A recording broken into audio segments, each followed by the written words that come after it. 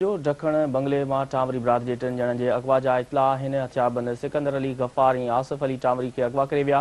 अवां खे आगाह कंदा हलूं त कश्मीर वेझो ढक्कण बंगले में टामरी बिरादरी जे 3 ॼणनि जे अगवा जा इतला आहिनि। हथियारबंद सिकंदर अली गफ़ार ऐं आसिफ अली टामरी खे अगवा करे विया। अवां खे आगाह कंदा हलूं त कश्मीर वेझो ढक्कण बंगले में टामरी बिरादरी जे 3 ॼणनि जे अगवा जा इतला आहिनि। हथियारबंद सिकंदर अली गफ़ार ऐं आसिफ अली टामरी खे अगवा करे विया। अवां खे आगाह कंदा हलूं त कश्मीर वेझो ढक्कण बंगले में टामरी बिरादरी जे 3 ॼणनि जे अगवा जा इतला आहिनि। हथियारबंद सिकंदर अली गफ़ार ऐं आसिफ अली टामरी खे अगवा करे विया। अवां खे आगाह कंदा हलूं त कश्मीर वेझो ढक्कण बंगले में टामरी बिरादरी जे 3 ॼणनि जे अगवा जा इतला आहिनि। हथियारबंद सिकंदर अली गफ़ार ऐं आसिफ अली टामरी खे अगवा करे विया।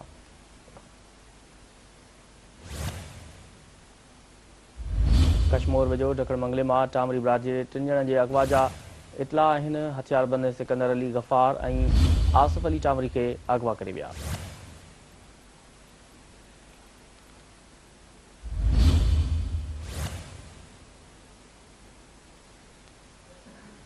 वधिक तफ़सील मालूम कंदासीं। टचलाइन ते मौजूद आहे सिंध टीवी न्यूज़ रिपोर्टर कृपाल केसवाणी। जी कृपाल, 3 ॼणा अगवा थी विया आहिनि, बाबति आगाह कजो।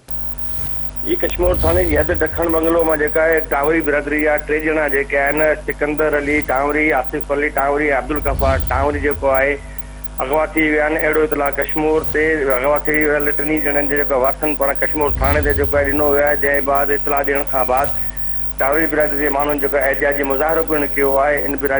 इन मौक़े ते टावरी बिरादरी जे माण्हुनि जो चवणु आहे त संदसि बिरादरी जा 3 नौजवान सिकंदर अली, आसिफ अली ऐं अब्दुल गफ़ार टावरी ढक्कण बंगलो में जेको आहे हिकु दुकान ते मज़दूरी कंदा हुआ, जेके गुज़िरियल राति घर कोन पहुता। जंहिं बाद इन जी ॻोल्हा कई वई त उन्हनि जी जेका मोटरसाइकिल आहे उहा हिकिड़े लिंक रोड तां जेको आहे मिली आहे ऐं 3 जा फ़ोन बि जेको आहे बंदि आहिनि। असांखे जेको आहे ख़दशो आहे त 3 खे जेको आहे अगवा कयो वियो आहे। तंहिं करे असीं ही अहिड़ो इतला कश्मीर थाणे ते ॾिनो आहे ऐं उन बाद एहतियाजी मुज़ाहिरो पिणु कयो वियो आहे। ॿियो जेको आहे राब्तो करण ते कश्मीर थाणे जे वॾे मुंशी चयो त असांखे अहिड़ो इतला मिलियो आहे त टावरी बिरादरी जा 3 ॼणा अगवा थिया आहिनि।